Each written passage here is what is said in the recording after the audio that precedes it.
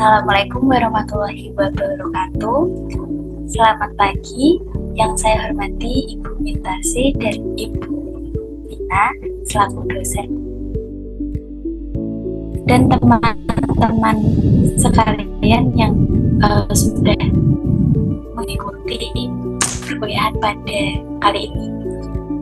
Perkenalkan, kami dari kelompok 5. Di sini kami akan mempresentasikan hasil diskusi kami mengenai desain pembelajaran Gerald Camp. Adapun anggota dari kelompok 5 ini, yang pertama ada saya, Lutfi Eri, dengan NIM akhiran 36. Di sini saya sebagai moderator. Lalu ada Rizky Hengki dengan NIM akhiran 47 sebagai pemateri pertama. Kemudian ada Ninda Prima dengan NIM akhiran 59 sebagai pemateri kedua. Dan Rifda Ashifa dengan NIM akhiran 78 sebagai pemateri ketiga. Lalu pada pembahasan kali ini ada 5 subtopik yang akan kita jelaskan. Yang pertama yaitu mengenai pengertian desain pembelajaran Gerald Camp. Yang kedua mengenai desain pembelajaran Gerald Camp. Yang ketiga mengenai komponen pokok dari pembelajaran Gerald Camp. Yang keempat mengenai kelebihan dan kekurangan. Dan yang terakhir yaitu mengenai implikasi desain pembelajaran Gerald Camp dalam pendidikan non formal. Baik, langsung saja kita masuk ke sesi pembahasan. Untuk topik yang pertama yaitu mengenai pengertian desain pembelajaran Gerald Camp. Saya persilakan kepada pemateri pertama untuk menjelaskannya. Terima kasih. Baik, terima kasih moderator atas kesempatannya. Sebelumnya, kemarin kita sudah membahas mengenai model desain pembelajaran Asura dan model pembelajaran Erglaser. Jadi untuk pertemuan kali ini kita akan membahas sedikit mengenai desain pembelajaran Gerald Camp. Jadi seperti apa sih desain pembelajaran Gerald Camp itu? Jadi model pembelajaran Gerald Camp ini itu model yang dirancang dengan tujuan agar dapat menjawab tujuan pengajaran, bagaimana prosedur dan sumber belajar seperti apa sih yang tepat untuk mencapai suatu hasil belajar yang diinginkan. Adapun tujuan lainnya yaitu agar dapat mengevaluasi hasil belajar yang diharapkan dengan mengetahui hasil belajar yang sesuai dengan kenyataan. Terus model pembelajaran Gerald Camp sendiri itu merupakan suatu desain pembelajaran yang saat ini itu diterapkan pada jenjang pendidikan SD, SMP maupun SMA, dan aplikasi model desain pembelajaran ini itu dibuat dalam bentuk suatu RPP atau rencana pelaksanaan pembelajaran, di mana rancangan pembelajaran mata pelajaran per unit itu akan diterapkan oleh pamong belajar atau guru dalam pembelajaran di kelasnya, di mana berdasarkan RPP inilah seorang pamong belajar itu baik pembelajaran di kelas itu dalam menyusun RPP sendiri itu diharapkan bisa menerapkan suatu pembelajaran yang tersusun atau terprogram dengan baik. Jadi bisa diambil kesimpulan bahwa desain pembelajaran Gerald Camp sendiri itu model pembelajaran yang dibuat dalam bentuk pelaksanaan pembelajaran atau adanya suatu RPP terlebih dahulu. Next slide. Baik, untuk materi selanjutnya yaitu ada desain pembelajaran Gerald Camp. Dari gambar model camp tersebut itu dapat dilihat bahwa model pembelajaran Gerald Camp ini itu berupa siklus, di mana siklusnya itu dimulai dari tahap pertama sampai tahap ke-9. Komponen dari tahap pertama yaitu adanya instruksional problem, di mana ada suatu permasalahan dalam pembelajaran. Yang kedua yaitu adanya learning karakteristik, di mana model pembelajaran ini itu yang melalui komponen yang kedua yaitu adanya karakter peserta didik. Terus komponen yang ketiga yaitu adanya teks analisis, yaitu menganalisis tugas. Yang keempat yaitu instruksional objektif, di mana adanya suatu tujuan pembelajaran secara khusus. Yang kelima yaitu ada konten sequencing atau sistem penyampaian materi, dan yang keenam ada instruksional strategi atau strategi pembelajaran. Yang ketujuh ada designing the message atau merancang bagaimana penyampaian suatu materi. Dan yang kedelapan yaitu ada development of the instruction atau mengembangkan pembelajaran. Dan komponen yang terakhir yaitu adanya evaluasi instrumen atau instrumen evaluasi dari model pembelajaran yang sudah kita buat. Baik, itu saja materi yang saya sampaikan. Saya kembalikan ke moderator. Terima kasih. Baik, terima kasih untuk Pras atas pemaparannya. Selanjutnya saya persilakan kepada pemateri 2 untuk menjelaskan topik selanjutnya. Terima kasih moderator atas kesempatannya. Untuk materi yang selanjutnya adalah komponen pokok pembelajaran General Camp. Komponen pokok pembelajaran General Camp itu dibagi menjadi 4. Yang pertama ada peserta didik, yang kedua ada tujuan pembelajaran, yang ketiga ada metode strategi pembelajaran, dan yang terakhir ada penilaian. Peserta didik. Peserta didik diantaranya ada siswa, mahasiswa, atau peserta pelatihan, dan seterusnya. Alasan-alasan rasional mengenai hal tersebut dapat dipertimbangkan tentang pihak yang belajar. Apapun desain pembelajaran dan mata pelajaran yang disampaikan, sangat perlu diketahui bahwa yang sebenarnya dilakukan oleh para desainer adalah menciptakan situasi belajar yang kondusif sehingga tujuan pembelajaran dapat tercapai dan peserta didik merasa nyaman dan termotivasi dalam proses belajarnya. Yang kedua ada tujuan pembelajaran. Setiap rumusan tujuan pembelajaran selalu dikembangkan berdasarkan kompetensi atau kinerja yang harus dimiliki oleh peserta didik. Seandainya tujuan pembelajaran atau kompetensi dinilai sebagai sesuatu yang rumit, maka tujuan pembelajaran tersebut harus dirinci menjadi subkompetensi dan dapat mudah dicapai. Di lain pihak, desain instruksional memadukan kebutuhan peserta didik dengan kompetensi yang harus dikuasai setelah selesai belajar dengan kondisi yang sudah ditetapkan. Yang ketiga ada metode strategi pembelajaran. Metode tersebut terkait dengan strategi pembelajaran. Metode adalah cara-cara atau teknik yang dianggap jitu untuk menyampaikan materi ajar. Dalam desain pembelajaran, langkah ini sangat penting karena metode inilah yang menentukan situasi belajar yang sesungguhnya. Di lain pihak, seorang desainer pembelajar juga terlihat dalam cara dia menentukan metode ini.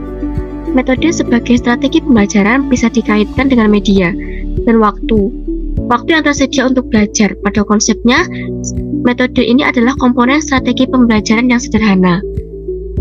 Yang terakhir adalah penilaian.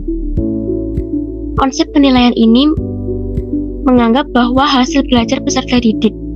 Indikator keberhasilan pencapaian suatu tujuan belajar dapat diamati dari penilaian hasil belajar ini. Seringkali, penilaian diukur dengan kemampuan menjawab dengan benar sejumlah soal-soal objektif. Penilaian juga dapat dilakukan dengan format non-soal, yaitu instrumen pengamatan, wawancara, kuesioner, dan sebagainya. Next slide.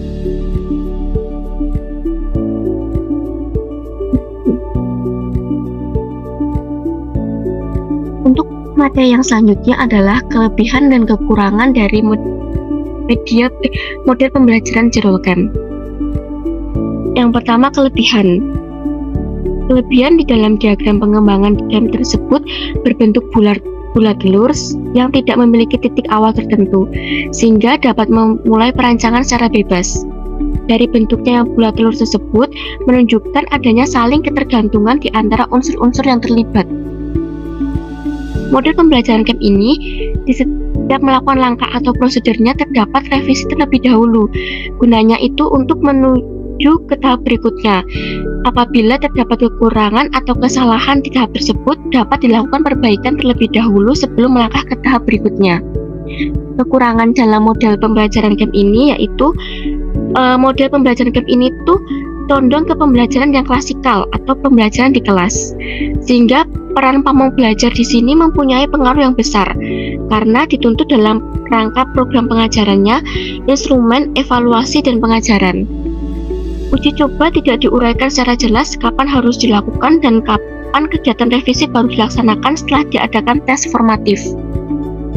Sedangkan pada tahap-tahap pengembangan tes hasil belajar, strategi pembelajaran maupun pada pengembangan dan penilaian bahan pembelajaran tidak nampak secara jelas atau tidak adanya penilaian pakar. Terima kasih, itu saja yang bisa saya sampaikan. Saya kembalikan kepada moderator. Baik, terima kasih kepada Linda atas pemaparannya. Untuk selanjutnya, saya persilakan kepada pemateri ketiga untuk menjelaskan mengenai implikasi model camp dalam pembelajaran bareng. Baik, terima kasih kepada moderator atas kesempatannya. Kali ini saya akan menyampaikan materi tentang implikasi model Gerald Game dalam pembelajaran pendidikan nonformal. Yang pertama yaitu ada menentukan tujuan instruksional umum atau kompetensi dasar, yaitu tujuan umum yang ingin dicapai dalam mengajarkan masing-masing pokok bahasan. Lalu yang kedua ada membuat analisis tentang karakteristik siswa.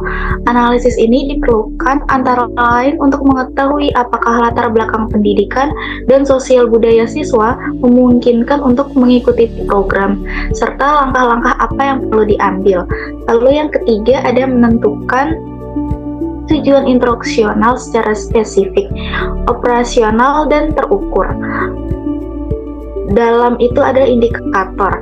Dengan demikian, siswa akan tahu apa yang harus dikerjakan, bagaimana mengerjakannya, dan apa ukurannya bahwa ia telah berhasil. Bagi pamong belajar, rumusan itu akan berguna dalam menyusun tes kemampuan atau keberhasilan dan pemilihan materi bahan ajar yang sesuai.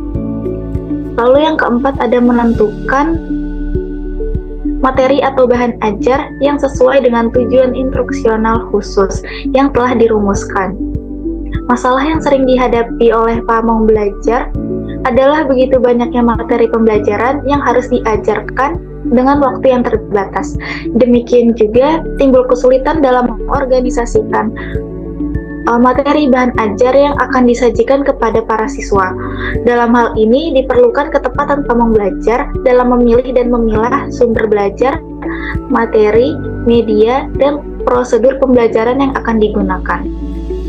Lalu yang kelima ada menetapkan penjajakan atau tes awal atau pre-assessment.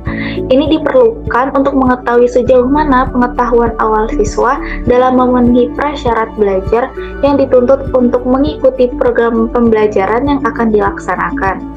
Dengan demikian, pamong belajar dapat memilih materi yang diperlukan tanpa harus menyajikan yang tidak perlu, sehingga siswa tidak menjadi bosan. Lalu yang keenam ada menentukan strategi belajar mengajar dan menentukan media dan sumber belajar. Kriteria umum untuk memilih strategi pembelajaran yang sesuai dengan tujuan instruksional khusus tersebut adalah efisien, keefektifan, ekonomis, kepraktisan melalui suatu analisis alternatif. Lalu yang ketujuh ada mengkoordinasikan sarana penunjang yang diperlukan, yaitu meliputi biaya, fasilitas, peralatan, waktu, dan tenaga. Lalu yang terakhir adalah mengadakan evaluasi. Evaluasi ini sangat perlu untuk mengontrol dan mengkaji keberhasilan program secara keseluruhan, yaitu siswa, program pembelajaran, alat evaluasi, dan strategi atau metode yang digunakan. Sekian dari saya kembalikan ke moderator. Baik, terima kasih kepada Rifdanda atas pemaparannya. Untuk selanjutnya, saya akan membacakan mengenai kesimpulannya.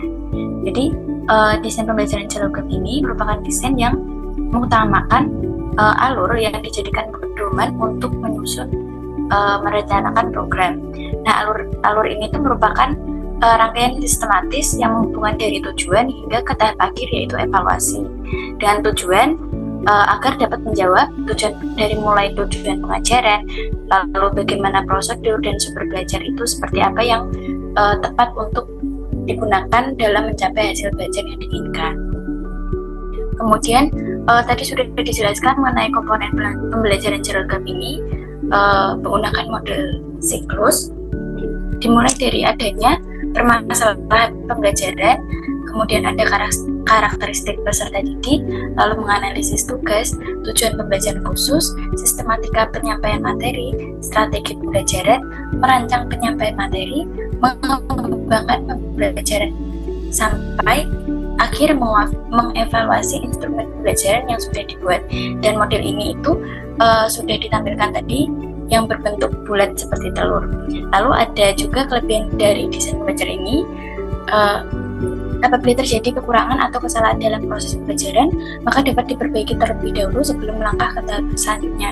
Lalu untuk kekurangan model ini, itu prosesnya masih condong ke pembelajaran klasikal atau pembelajaran di kelas, sehingga pembelajar mempunyai peran yang besar dalam proses pembelajaran. Mungkin sekian pembahasan dari kami. Selanjutnya untuk sesi diskusi akan diadakan melalui Elena dengan kuota untuk 10 penanya pertama. Untuk teman-teman yang belum kebagian bisa memberikan tanggapan atau jawaban dari pertanyaan teman-teman lainnya. Baik, terima kasih. Sekian presentasi dari kami.